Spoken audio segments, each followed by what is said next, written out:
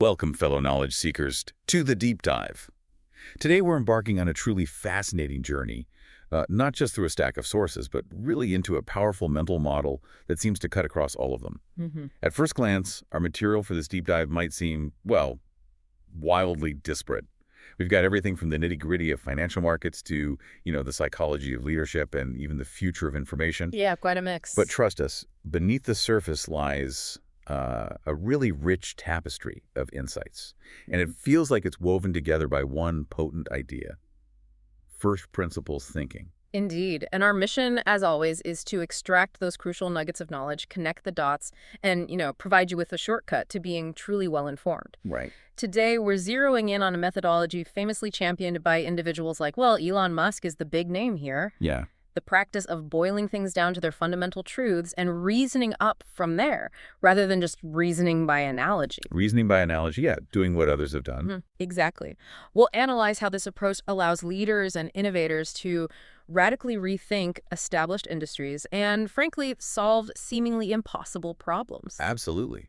Think of it as peeling back every single layer of assumption, asking why again and again until you hit the absolute core, the fundamental truths.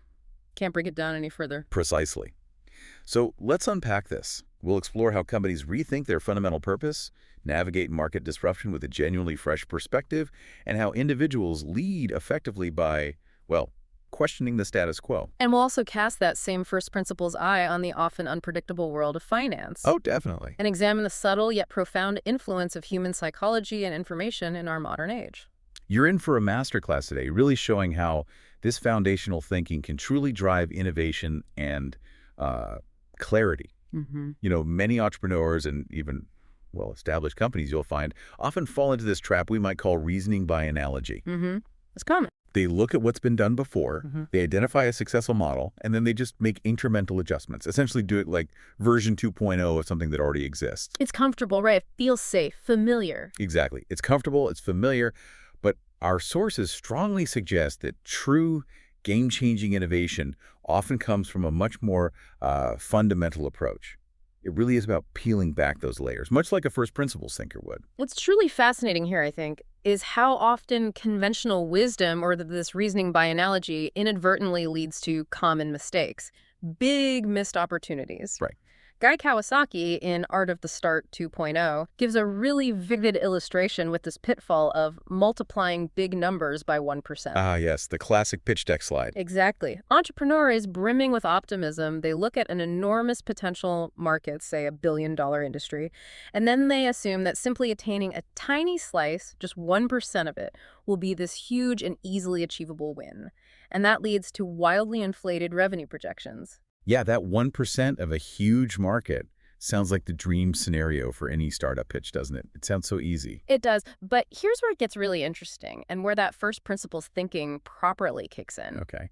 The fix, according to Kawasaki, is to completely flip that mental model. You calculate from the bottom up. Ah, so starting from zero. Okay. Not from the billion-dollar market size. Precisely. Instead of starting with an abstract, enormous market and just carving off a piece, you start from zero. You build your projections based on actual units you think you can sell, specific customers you can realistically reach, the tangible resources and effort it truly takes to acquire them. Right, the actual mechanics of it. Exactly. And when you do that, you quickly realize how incredibly difficult even a 1% market share is to achieve, and how first-year results are often much, much closer to zero than that imagined percentage.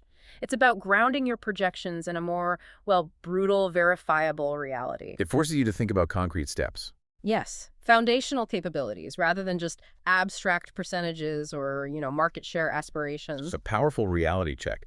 So this raises an important question then. If we're not just incrementally improving on existing models, how do companies find entirely new avenues for growth, for genuine value? Especially when the existing markets are already crowded, super competitive. Well, that's where W. Chan Kim and Rene Mamboni's seminal work, Blue Ocean Strategy, comes in. It directly addresses this by emphasizing the need to move beyond these red oceans of head-to-head competition. Where everyone's bleeding, fighting over the same customers. Exactly. Fighting for the same customers, margins get squeezed, and instead moving into blue oceans of new, uncontested market creation. Their research reveals that most traditional strategic planning processes, unfortunately, keep companies deeply wedded to existing market spaces. Right, they just keep refining within the They're box. simply trying to outcompete rivals within defined boundaries rather than fundamentally redefining those boundaries by questioning the basic value proposition. So the blue ocean isn't just about being different then. It sounds like it's about fundamentally rethinking value itself. But the concept also comes with its own pitfalls, doesn't it? I remember reading about that. It does. Kim and Mawborn's follow-up, Red Ocean Traps, dives deeper into how companies can stumble even when trying to create new markets. And often it's by applying that old analogical thinking to a new problem. How so? While many managers mistakenly assume that creating a new market automatically means becoming like a premium competitor offering something better, maybe, but at a higher price. Oh, okay, so still playing the same trade-off game. Exactly. But that's often still operating within an existing mental model, the trade-off between value and cost. You get better value, you pay more. Right. A true market-creating move, they argue, fundamentally breaks that traditional value-cost trade-off. It's about pursuing differentiation and low cost simultaneously. Both at the same time. Both. A both-and strategy, not an either-or. Think of success stories like Yellowtail Wine. Right. Made wine accessible, less intimidating. Exactly. Made it accessible and fun without all the pretense. Or Salesforce.com, which provided powerful CRM software through the cloud at, a fraction of the cost of traditional on-premise solutions. Huge disruption. Huge. Both were highly differentiated in their offering and customer experience, and they managed to achieve a significantly lower cost structure. The critical insight here, and this is core first principles, is that companies often overlook what they can eliminate or reduce from the traditional offering to achieve that dual advantage. They focus too much on adding features. Yes, focusing too much on what to add or raise. It requires a radical reevaluation of the core value proposition, not just an enhancement. They essentially asked, what is the essential value our customer truly wants, and what can we strip away that doesn't serve that core? That dual advantage differentiation and low cost sounds like the holy grail for many businesses. Yeah. It genuinely feels like a paradigm shift, as opposed to the constant trade-offs most businesses just assume are inevitable. It is a shift. But what does this mean for leaders, not just products or strategy? How does this apply to managing people? Well, Kim and Mawborn also propose blue ocean leadership. It's got a 4-step process for leaders to redefine their own effectiveness. Okay. It begins with leaders truly seeing their current leadership reality. Often this is done through as-is leadership canvases, which visually map how managers actually invest their time as perceived directly by their employees. Wow, so getting direct feedback on where your time goes. Exactly. It immediately confronts leaders with the gap between their intent and the reality on the ground. That's a crucial first principles step in self-assessment. Confronting the brutal facts. Right. Then they create to-be profiles with direct employee input, which is vital because it gives employees ownership and engagement in shaping the new leadership model. It's collaborative. Very much so. No. The leadership canvas then guides leaders to systematically eliminate, reduce, raise, and create activities to improve employee engagement and ultimately performance. It sounds like a fundamental rethink of leadership itself, applying those blue ocean principles directly to the org chart. It's not just about doing more, but doing the right things based on fundamental employee needs. Precisely. It's about focusing leadership effort where it truly makes a difference, based on what employees actually need and value, not just traditional management tasks. Okay, so once you have a genuinely new idea or product, maybe even a blue ocean one, built on these first principles, getting it to market and truly disrupting established players, well, that's a whole different ballgame, isn't it? Absolutely. It's not just about having a great product. It's about how you fundamentally approach the market and understand your target customers. You need to strip away assumptions there, too. Jeffrey Moore's Crossing the Chasm sheds critical light on this, particularly how pragmatist customers, the early majority that really makes or breaks disruptive technologies, actually adopt new innovations. He sort of strips away the assumption that a great product will simply sell itself. He really does. Moore points out that pragmatists rarely adopt new technology en masse or, broadly across the board. Not like the early adopters who jump on anything new. No, exactly. Instead, it's typically picked up first by a single, carefully chosen niche market, a group with pressing, often unaddressed problems that your solution specifically solves. Right. Find the group that feels the pain the most. Precisely. This allows the rest of the market, the later pragmatists, to observe how well it performs without taking immediate risk themselves. They get a free look. Huh. This niche-first, focused approach is absolutely crucial for building credibility and momentum before you even attempt broader market adoption. So it's a first principles approach to market entry. Instead of trying to be everything to everyone right away, Yes. you identify the core problem for a specific group and solve it unequivocally. Yeah. Prove yourself there first. Exactly. Nail that beachhead market. And the challenge for the incumbents, the established players, can be immense, even when they seem to be making perfectly sound business decisions. Oh, absolutely. Clayton Christensen's The Innovator's Dilemma famously shows how even sound managerial decisions, like listening closely to your best mainstream customers and investing heavily in what they demand, can paradoxically lead to the downfall of leading firms. Because they miss the next big thing. They focus on improving existing products for existing customers while ignoring these nascent, disruptive technologies that initially might seem inferior or serve only a small, unimportant market. It's a failure to apply first principles thinking to emerging threats that don't fit the current model. Right. We see this vividly with Seagate in the disk drive industry back in the day. They were heavily influenced by their mainstream customers, notably IBM. A huge customer, you'd listen to them. Absolutely. And IBM wasn't asking for smaller, less powerful 3.5-inch drives at the time, so this led to Seagate's slower adoption of that new form factor compared to new entrants who embraced the disruptive technology, even though it offered less capacity initially. Because the new entrants targeted a different niche. Exactly. And the wheel of retailing analogy applies here too. Innovators often start low cost, simple. Then they trade up market, increase features, increase capital investment, operating costs, making themselves vulnerable to new low-cost entrants coming in below them. Like Microsoft Excel getting bigger and more complex over time. That's a potential example, yeah. Excel went from, about 1.2 MB storage requirement in an early version to a substantial 32 MB in version 5.0 years later. This feature creep potentially overshooting what mainstream users actually needed day to day. Right. Most people use maybe 10% of the features. Could create opportunities for simpler disruptive technologies like maybe web-based applets to invade the market from below. The core message is that what makes you successful today, if you don't constantly question it at its foundation, can blind you to tomorrow's threats. This suggests that sometimes the most radical and necessary moves come from questioning the absolute fundamental assumptions about your own business, not just optimizing what you already do. It's that deep dive into first principles about your own existence. Yeah. Brad Stone's The Everything Store reveals a truly pivotal moment at Amazon, where Jeff Bezos and his team asked a fundamentally basic question. Should Amazon even be in the business of storing and distributing its products? I mean, think about that. For Amazon, logistics is core. Right. This wasn't about optimizing fulfillment centers. It was questioning the very existence of their logistics arm, a core function they'd built from the ground up. Exactly. They didn't just, tweak operations or look for incremental improvements to their warehouses. They seriously considered shifting to a drop shipping model, like some rivals were doing. Wow. Stone recounts how Bezos and a small team, including a supercomputer engineer, toured a fulfillment center. And instead of just accepting how things were done, they basically dismissed the traditional contractors, spent the afternoon filling whiteboards, brainstorming improvements over a McDonald's and vending machine snacks. Trying to get to the absolute basics of efficiency. Yes. It was a complete, fundamental reevaluation of their core logistics, a first principles approach to their own business model.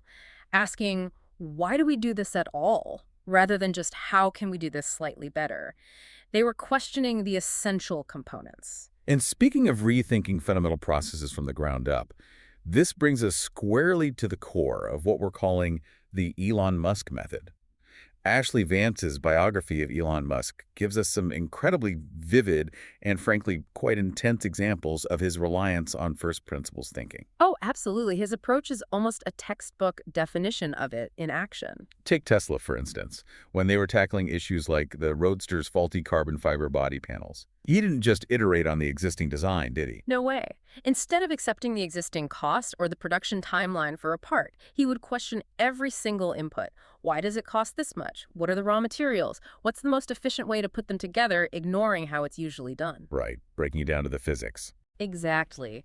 Vance describes how Musk would literally fly his private jet to pick up manufacturing tools and personally deliver them to ensure production schedules stayed on track. Cutting out layers of bureaucracy and delay. Cutting out layers of inefficiency, questioning every step in the supply chain. When costs were ambiguous, he didn't just ask for a review, he launched an intense cost-down program, demanding employees work Saturdays and Sundays, even sleeping under desks. Wow, it's extreme. It is. He famously told an employee who pushed back about the hours something like, "I would tell those people they will get to see their families a lot when we go bankrupt." Oof. Harsh, but it makes the point. It demonstrates an extreme, direct, and completely non-analogical approach to problem-solving and cost reduction. He breaks it down to what must be true for the company to survive, fundamentally, rather than what has been done before in the automotive industry. It's an unyielding pursuit of the irreducible truth of the cost. That's a stark illustration of the consequences, or perceived consequences, of not engaging with first principles. He also held these demanding 7 a.m. Thursday meetings, right? Specifically for bill of materials update. Yes, requiring precise knowledge of every single part's price and, crucially, cogent plans for acquiring them cheaper. If a motor cost $6,500 in December, Musk wanted to know how it was going to cost $3,800 by April. Not just minor adjustments, a fundamental recosting. An aggressive, fundamental recosting, understanding the true underlying cost of materials and manufacturing processes. We also see this in the Model S design process. Engineers working day and night in a tent on the SpaceX factory floor. A tent. A tent. Presenting prototypes to Musk for feedback every Friday afternoon in a courtyard, then running tests, loading the cars with ballast, driving them in loops around the factory until it overheated or broke down. Testing the physical limits. It's a relentless, iterative approach to building from the ground up, testing physical limits and constraints. This method forces you to confront reality, the actual physics, not just assumptions or simulations. This first principles mindset, this relentless questioning of the core, it isn't exclusive to high-tech disruptors like Musk, though, is it? Not at all. Sam Walton, founder of Walmart, used a remarkably similar hands-on direct approach to secure competitive advantage in retail way back when. How so? He constantly sought out offbeat suppliers and special buys at prices way below what competitors charged. He'd personally drive his car, pulling an old homemade trailer. A trailer? Seriously? Yeah, and he'd stuff that car and trailer with goods like, say, ladies' panties and men's shirts, bring them back, price them low, and just blow that stuff out the store. Going straight to the source. Exactly. He wasn't relying on established distribution networks or traditional vendor relationships. He was going straight to the source, figuring out the most fundamental way to get goods at the absolute lowest price possible, bypassing all the layers of traditional retail. It's the same spirit boiling down to the essentials of cost and value. Okay, moving from business strategy and product development to the financial world. It seems like predicting the future there is an even more treacherous game. If that's possible, yes. Many of our sources really challenge the deeply ingrained idea that markets are easily forecastable, or that experts always know best, or, that past performance guarantees future results. So if we apply that first principles lens to finance, what are the fundamental truths about value, risk, and human behavior that things like the efficient market hypothesis or, say, black swan theory force us to confront, rather than just accepting traditional models? That's an excellent way to frame it. Burton Malkiel's A Random Walk Down Wall Street highlights the efficient market hypothesis, right? The basic concept that stock prices already reflect all available information. So you can't beat the market by reading the news. Essentially, yeah. The first principles takeaway here is, if all information is already priced in, then trying to gain an edge by analyzing that same information is fundamentally flawed. It can't work consistently. Even for the legends. Well, even legendary investors like Benjamin Graham, Peter Lynch, Warren Buffett, known for their incredible successes, they reluctantly concluded that elaborate security analysis often doesn't produce consistently superior returns over the long haul. Really? Even Buffett? Buffett, in a particularly powerful statement supporting the efficient market argument, actually stipulated in his will that his estate's cash should be invested solely in low-cost index funds. Wow. That says a lot. It suggests a profound skepticism, even from the masters, about one's ability to consistently beat the market through active stock picking. It implies a belief in the fundamental efficiency of broad markets, at least most of the time. That's a powerful statement indeed, forcing us to question the bedrock assumptions of how we approach financial markets. And Nassim Nicholas Taleb's The Black Swan takes this even further, right? Questioning our variability to compute small probabilities for rare, high-impact events. Exactly. The black swans that fundamentally alter outcomes. How does Taleb's work force us to rethink the basic components of risk itself from first principles? Well, Taleb argues quite forcefully that there's basically no reliable way to compute small probabilities for these extreme, unforeseen events. You just can't know. You can't reliably quantify them beforehand. He contends that many traditional statistical measures we rely on, like standard deviation, variance, least square deviation, can be essentially bogus when dealing with these extreme possibilities. I like this. Because a single extreme observation in a large data set, his example is, say, in 40 years of daily economic observations, just one outlier can represent maybe 90% of the kurtosis. Okay, kurtosis. Remind us. Kurtosis just tells us how often you see those really extreme, unexpected data points, the fat tails in the distribution. If one massive event accounts for 90% of that tailedness, it means our standard models, which assume smoother, more predictable distributions, are basically useless for predicting that event. Right, they assume things are more normal than they are. It's like trying to navigate a calm sea with a map that only shows one giant, unpredictable hurricane that could strike at any moment. Your everyday weather patterns become almost irrelevant for predicting the real risk. This implies that many traditional financial models might be built on incredibly shaky ground when trying to predict or even measure risk for rare, impactful occurrences. We're prone to assuming patterns and predictability where none exist. Which is the absolute antithesis of first principles thinking. It's almost as if we're wired to see patterns where there are none, isn't it? Leading us astray, making us feel in control when we're perhaps not. The art of strategy discusses the hot hand fallacy in sports. The common misperception that athletes have hot streaks where they just can't miss, when in reality it's often just statistically expected long series of consecutive successes in what basically amount to random coin tosses over a long season. Right. Sports commentators love finding those patterns, though. Oh, they thrive on it. They're often just finding patterns where none truly exist, retrospectively explaining random variation. It's a perfect example of our human tendency to create narratives to explain randomness rather than boiling it down to pure probability. And The Intelligent Investor, Benjamin Graham's classic, echoes this caution. It notes that in near-term stock selectivity, current and even next year's expected results are generally common knowledge on Wall Street. They're already reflected in market prices. Everyone knows it already. Pretty much. Investors selecting stocks on this basis are likely to find others have done the same analysis for the same reasons.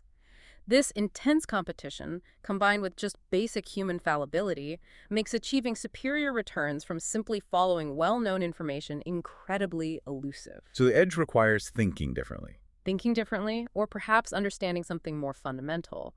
A first principles investor seeks to understand the intrinsic value of a business, its core assets, its sustainable earnings power, its competitive advantages, rather than just betting on short-term market sentiment or analyst predictions. Okay, so beyond individual investment decisions, our sources also peel back the curtain on the broader financial system itself, revealing, hidden mechanisms and sometimes, frankly, less than ethical motivations that drive behavior, often far from that efficient market ideal. The messy reality. It forces us to question the very foundation of how these systems are structured and maybe who they truly serve. Paul Krugman's A Country is Not a Company clarifies a really fundamental macroeconomic truth that often eludes business people. It seems obvious, but it's often missed. What's that? Well, while a company expanding its capacity might import less and export more, leading to a trade surplus on its own books for an entire country, the overall balance of payments must always balance to zero. Always zero. How? A trade deficit, where a country imports more than it exports, is always matched by a corresponding imbalance in the capital account, meaning the country is effectively selling more assets than it buys, or borrowing more from abroad. So money flowing in through investment balance is money flowing out for goods. Exactly. It's a different balance entirely from a company's ledger, and it's a common source of misunderstanding in discussions about national economic policy. A first principles economist understands that the rules of national accounting are fundamentally different from corporate accounting. Right, apples and oranges. This raises another important question. What happens when speculation takes over? When the smart money is focused on short-term gains rather than, say, long-term value creation. Well, John Maynard Keynes, back in The General Theory of Employment, Interest, and Money, provocatively described Wall Street as essentially a casino. A casino, strong words. Yeah. Where the best brains, as he put it, are directed toward speculation, guessing what others will guess, rather than directing new investment into the most profitable channels for the real economy. So betting on bets rather than building things. Pretty much. He even suggested a substantial government transfer tax on all transactions to try and mitigate this predominance of speculation over genuine enterprise, effectively increasing the cost of short-term trading. It's a call to re-examine the fundamental purpose of financial markets, isn't it? It really is. And The Big Short offers a truly grim illustration of how speculative excesses, combined with a shocking lack of fundamental scrutiny, can lead to systemic failures. The 2008 crisis. Exactly. The book details how the nitty-gritty credit analysis on the subprime mortgage loans underlying complex securities was often done after the loans were made, if at all. After. That seems backwards. Completely. It revealed shockingly high numbers of no-doc loans, where borrowers weren't even required to provide proof of income or employment verification. So these complex bundles of debt, these CDOs, were being created and traded without proper due diligence on what was actually inside them. That's precisely it. The lack of transparency was astounding. Many no-doc loans were made simply on a handshake, essentially fueling the housing bubble. And CDO managers, figures like Wing Shao mentioned in the book, were found to be basically passing risk along to investors, maximizing their own fees, Taking their cut. and not really worrying about the quality of the contents of the CDOs they were managing. They were essentially acting as frontmen for Wall Street firms that wanted to offload this risky stuff without appearing to do so. It was a fundamental breakdown of trust and due diligence, masking risk at every single turn. Absolutely. And the lack of transparency was shocking for investors, too. After the Bear Stearns hedge funds collapsed, investors suddenly learned their AAA-rated CDOs, supposedly the safest investments possible, were completely worthless. As one character in the book memorably put it, "I didn't know what the fuck was in the things. It was just all the pieces of shit we'd already shorted wrapped up together." Wow. That highlights a dangerous disconnect, where even the firms themselves didn't fully understand, or maybe worse, didn't care about the underlying risks of the complex financial products they were creating and selling. It's a testament to what happens when you build layers upon layers of complexity on a fundamentally unsound foundation, rather than operating from first principles of clear, accessible risk. And Den of Thieves exposes an even darker side of finance, doesn't it? Detailing Ivan Buesky's massive insider trading scheme. Yeah, profiting $28.3 million from non-public information on the Carnation-Nestle merger. It also touches upon Michael Milken's parking trades, essentially hiding stock ownership for clients, often for tax purposes. That was satirized in the Wall Street Journal with the headline about Milken's parking violations scandal.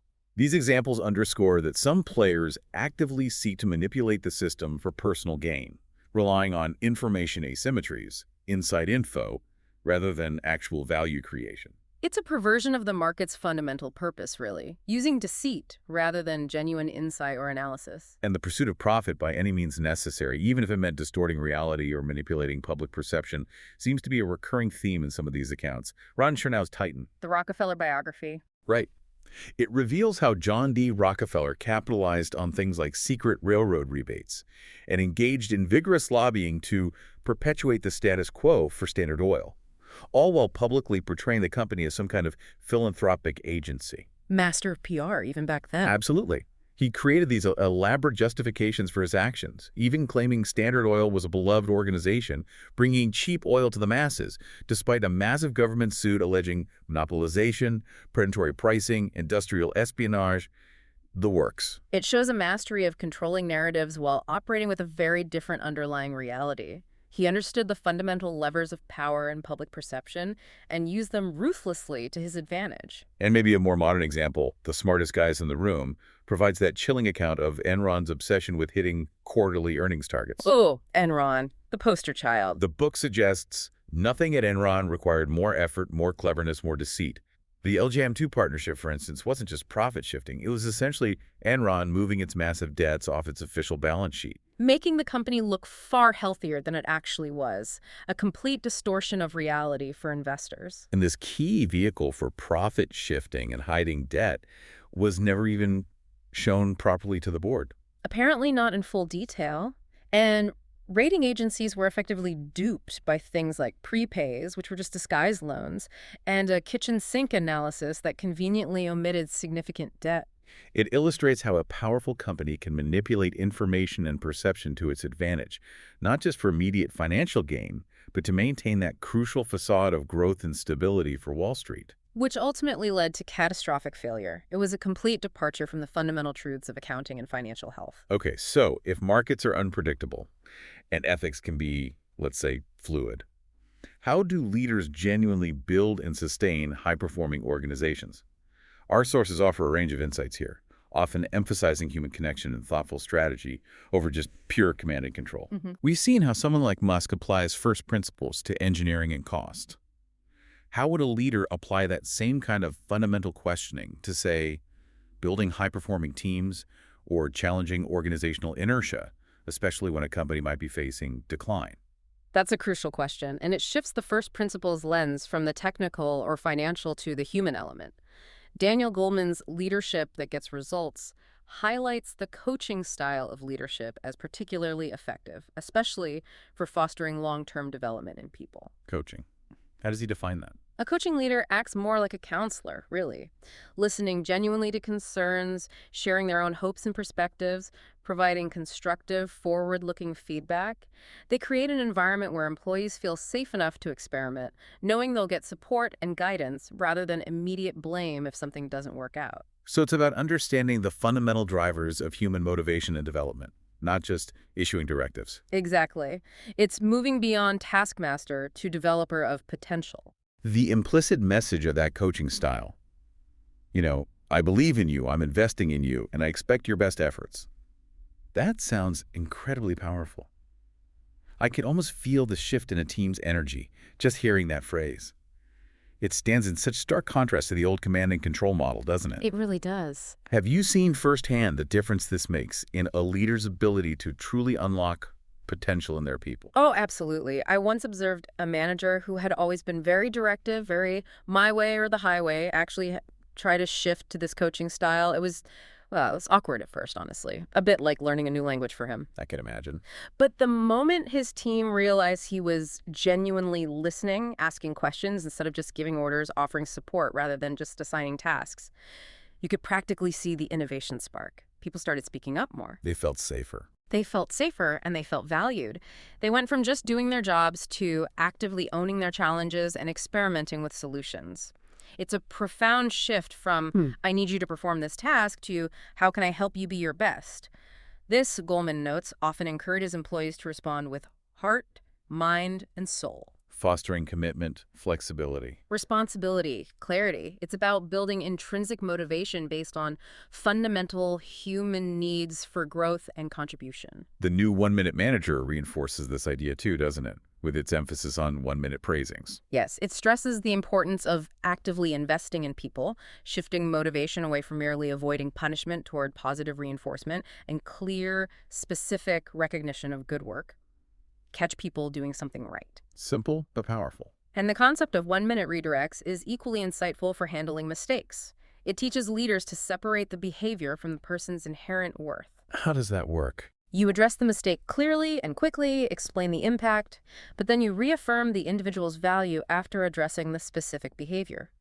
This ensures they take responsibility without feeling personally attacked or becoming defensive. So they can learn without shutting down. Exactly. It allows for continuous learning and accountability without damaging morale or trust. It touches on a fundamental truth about human dignity and self-esteem. And sometimes, effective leadership isn't just about managing down. It's about deftly managing those above you. That's a skill often overlooked, but crucial. Yeah. Absolutely crucial for career success and organizational effectiveness.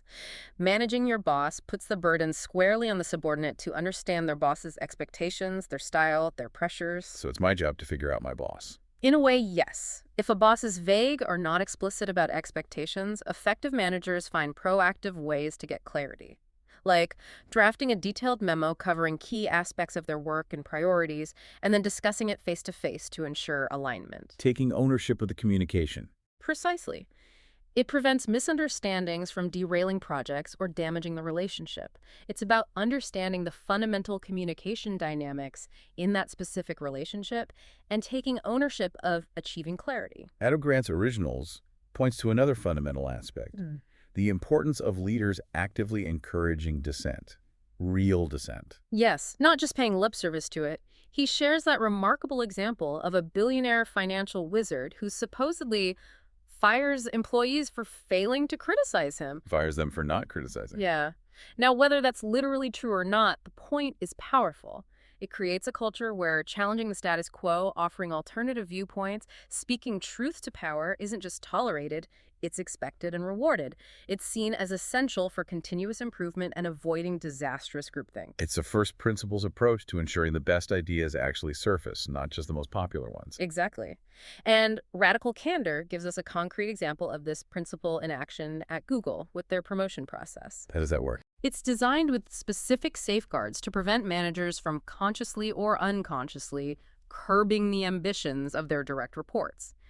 People actually nominate themselves for promotion. They nominate themselves, not the manager. Right.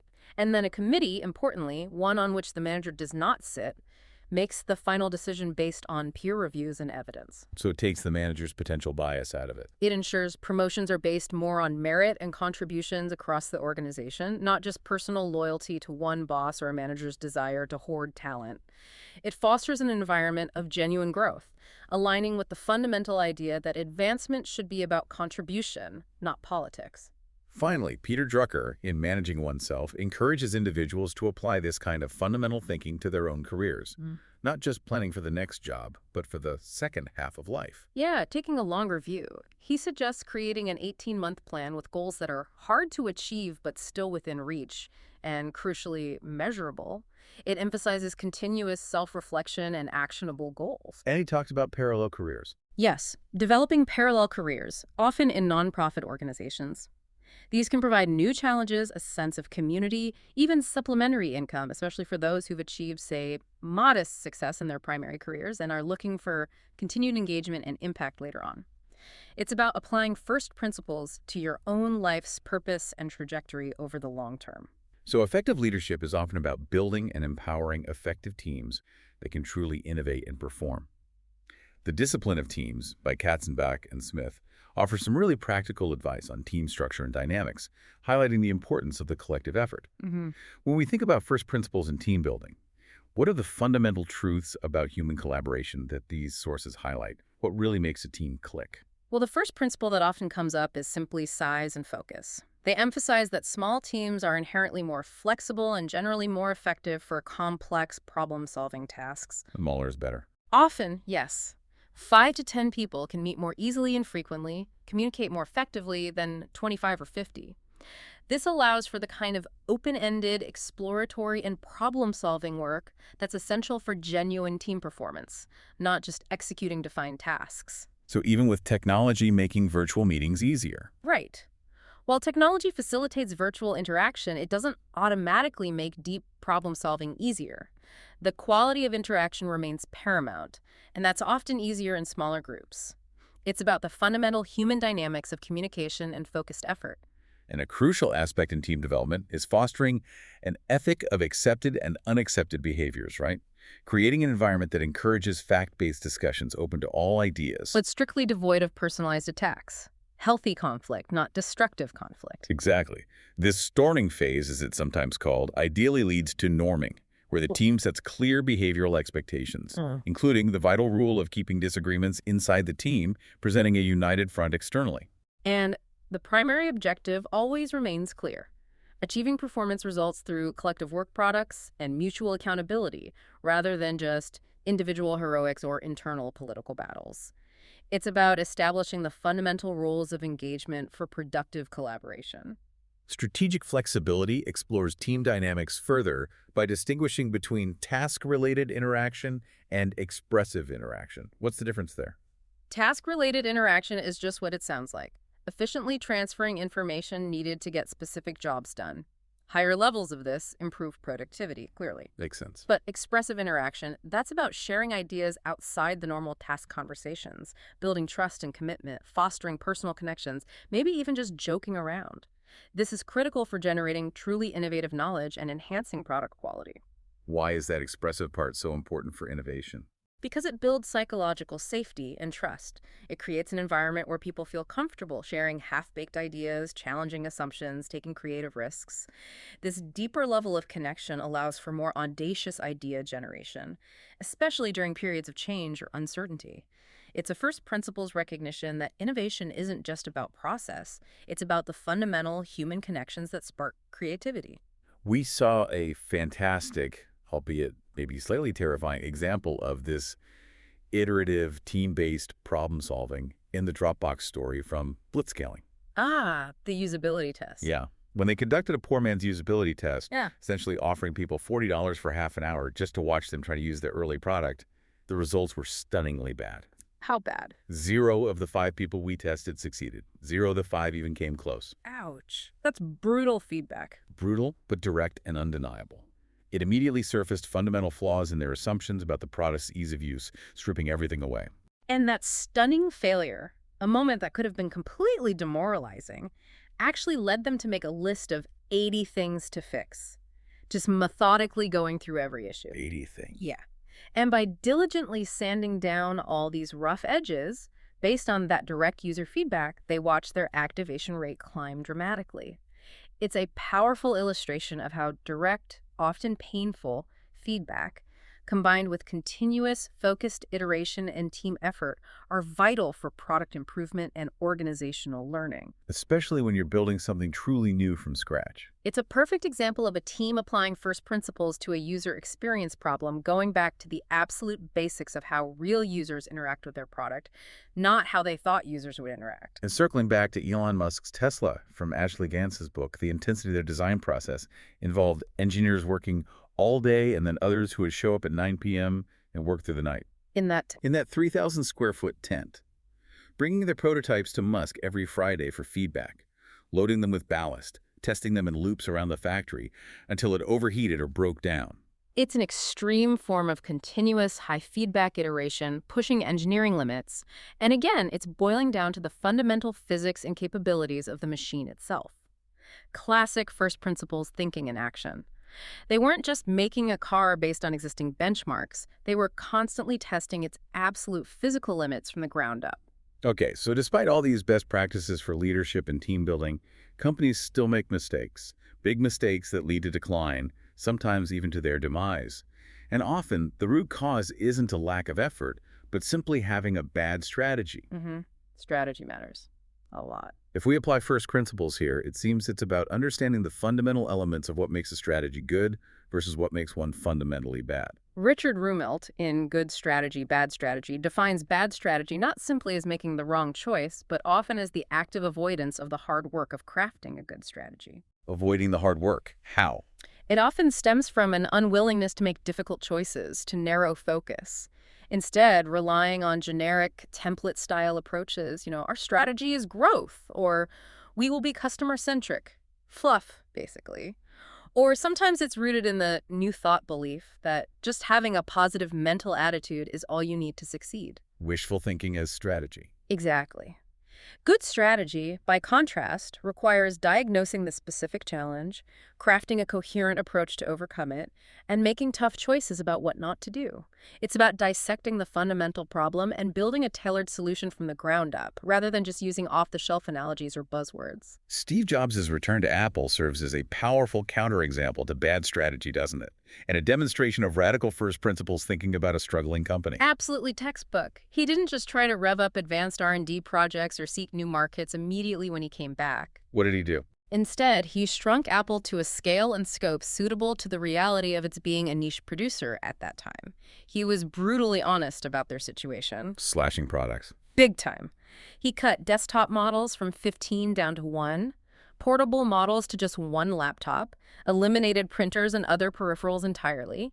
He moved manufacturing offshore, cut inventory by over 80%, started selling directly to consumers online. A brutal but necessary reduction to core principles. Absolutely. Mm. Proving that sometimes less is definitely more, and that clear, difficult choices are essential for survival and eventual resurgence. He fundamentally asked, what is Apple at its core, and what must it do, stripped bare, to survive and eventually thrive again? Good to Great illustrates this with the contrasting fates of Walgreens and Eckerd drugstores, too. Right. Walgreens, according to Collins, rigorously pruned away all that did not fit with the hedgehog concept. Their core understanding of what they could be the best in the world at, what drove their economic engine, and what they were passionate about. They focused relentlessly on that convenient drugstore model. While Eckerd. Eckerd, however, lurched after growth for growth's sake. They dived haphazardly into the home video rental market, completely outside their core. Ouch. Bad timing, too. Terrible timing.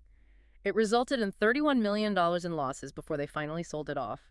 It just highlights the danger of unfocused growth and a lack of clear strategic boundaries, diverging from a fundamental understanding of what the business truly is and where its real advantage lies.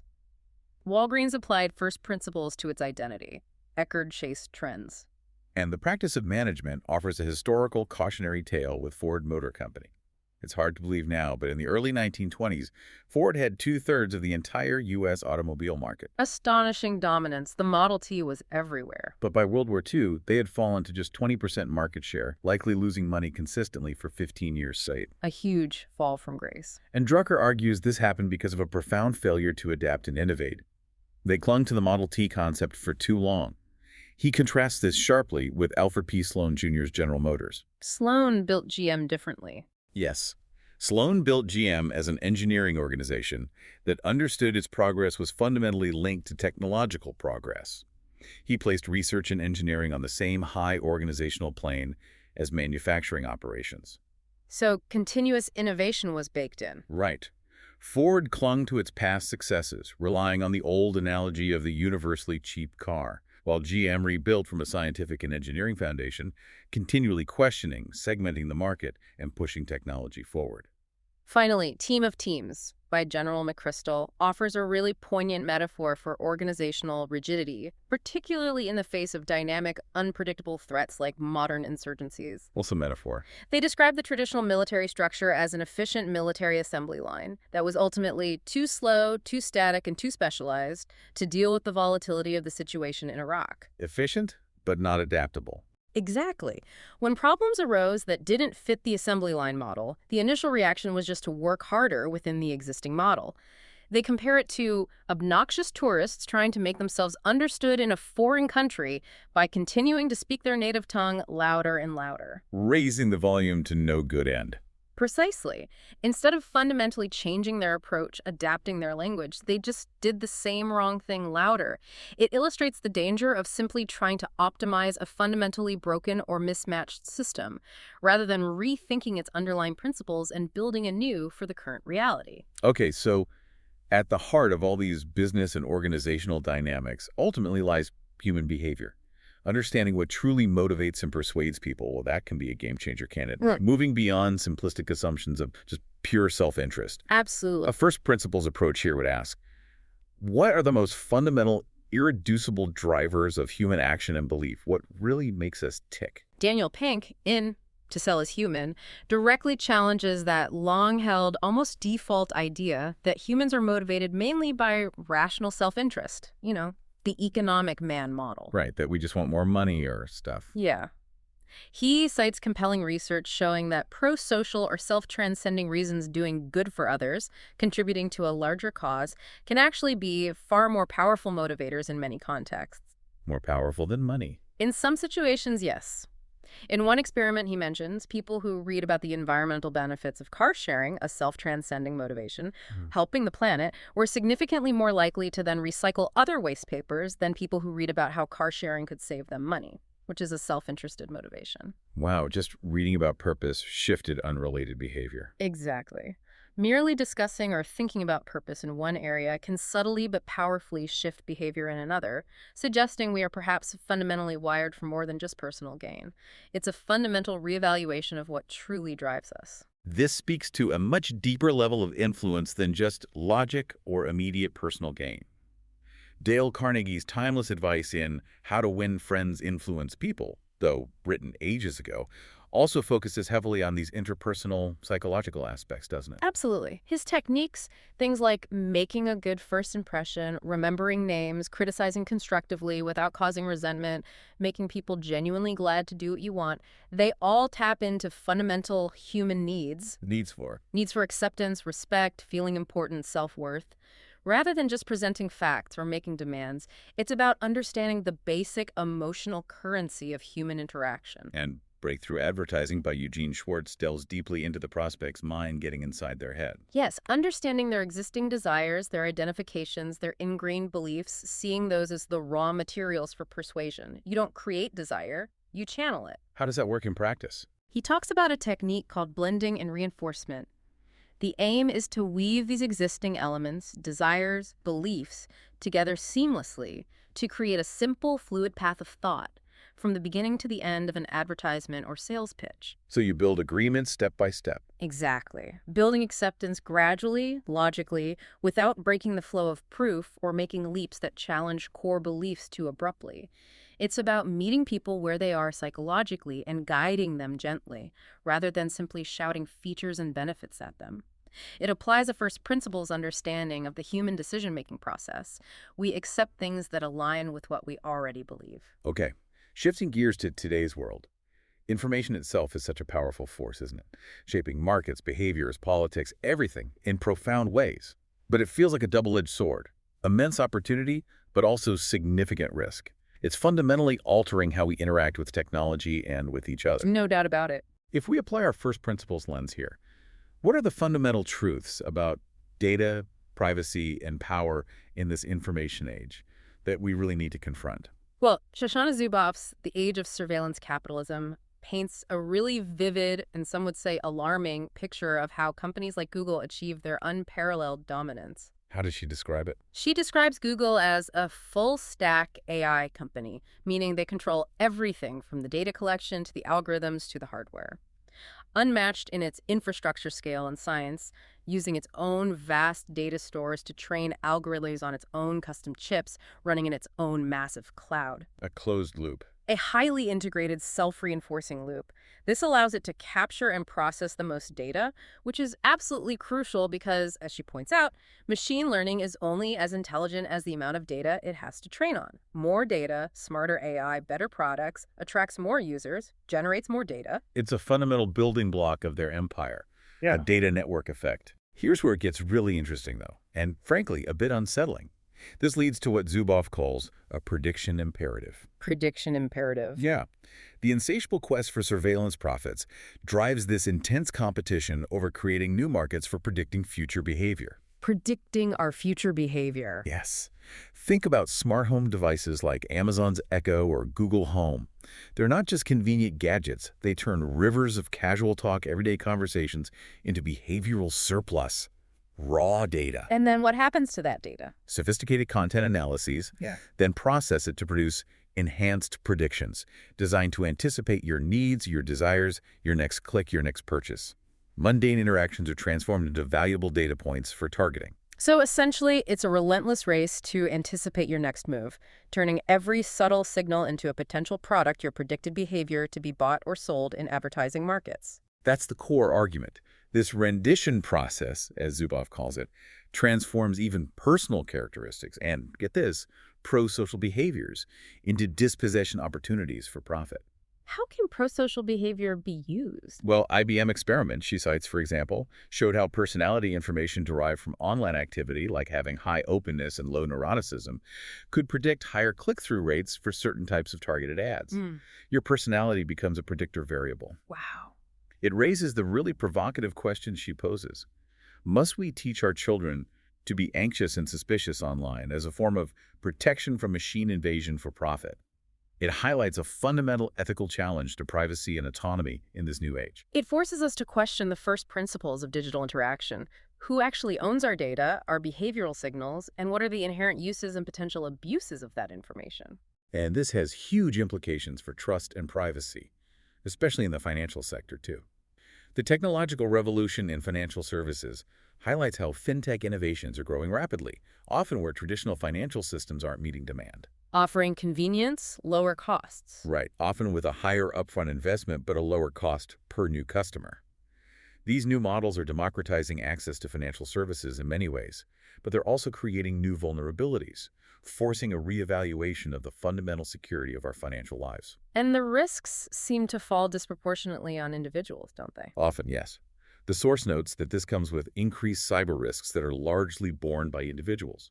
Examples like the huge Desjardins insurance data theft, numerous ransomware attacks hitting institutions, the Facebook Cambridge Analytica scandal, they demonstrate how lopsided business models can leave individuals bearing most of the risk. How so? Because their data is analyzed and exploited in ways never contemplated when they clicked accept on those lengthy terms and conditions pages. Which nobody reads. Exactly. The need for regulators to adopt more principle-based versus rule-based policies that are system agnostic, meaning they apply regardless of the specific technology, is crucial given the blistering speed of technological change.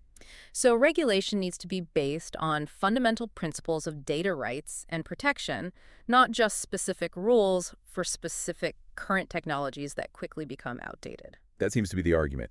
And amid all this digital transformation, Satya Nadella's hit Refresh shows Microsoft's strategic focus on a cloud-first mission and fostering collaboration, recognizing these platform shifts as absolutely central to the future. A fundamental bet on the cloud? Yet even tech giants like Amazon remain wary of giving too much power or data to other platforms, even ones they rely on. It's a first principles assessment of their own ecosystem and potential vulnerabilities. Indeed. Jeff Bezos, as chronicled way back in the Everything Store, famously instructed one of his key developers regarding Google. Treat Google like a mountain. You can climb the mountain, but you can't move it. Use them, but don't make them smarter. Don't make the mountain smarter. Wow. It's a profound statement about strategic caution and the double-edged nature of leveraging powerful external platforms. It demonstrates that even industry leaders think constantly from first principles about how external forces could fundamentally alter their competitive landscape, ensuring they don't unwittingly empower a potential existential rival. Wow. We have covered a tremendous amount of ground today.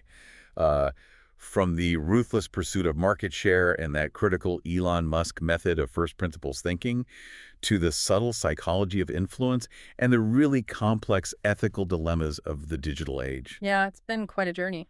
It really feels like we've seen how fundamentally questioning assumptions, breaking things down, can reshape pretty much everything. We've certainly seen how success often stems from challenging those assumptions, pursuing unconventional paths, and deeply understanding not just market mechanics, but human nature itself, both its rational and irrational aspects. Right. And that true innovation often requires boiling things down relentlessly to their absolute fundamental truths, getting past the analogies. And sometimes the most insightful lessons come from these unexpected connections between different fields, requiring us to distill complex information down to its most fundamental truths, much like we've tried to do with this diverse set of sources and our focus on first principles thinking. Finding clarity in the noise. Exactly. The common thread, you might say, running through all of this is that constant tension between established methods, the way things have always been done, and the urgent need for adaptive fundamental change, whether that's in strategic planning or financial risk management or organizational leadership. It's about having the courage to ask why again and again until you simply can't ask it anymore, until you hit bedrock. Yeah, until you hit the physics of the situation, so to speak. But what does this all mean for you listening in? Here's a provocative thought for you to chew on. What fundamental assumptions are you holding on to in your own work or life? Perhaps about your industry, your team, maybe even your own capabilities. Oh. Assumptions that, if you truly question them, re-examine them from the ground up, could unlock a completely new level of clarity or innovation. Much like Musk's method attempts to do. Consider if there's a first principle waiting to be discovered in your own context. By boiling things down to their absolute truths, instead of just relying on analogies or simply doing what has always been done. What's the irreducible core of the challenge you're facing right now? What unexpected connections or nuggets resonated most with you today from our deep dive? We really encourage you to reflect on these insights and see how they might apply to your own deep dives, whatever the subject might be. Until next time, keep digging deeper, keep questioning those assumptions, and keep learning. You've been listening to The Deep Dive. We'll be back soon with another exploration into what really makes the world tick.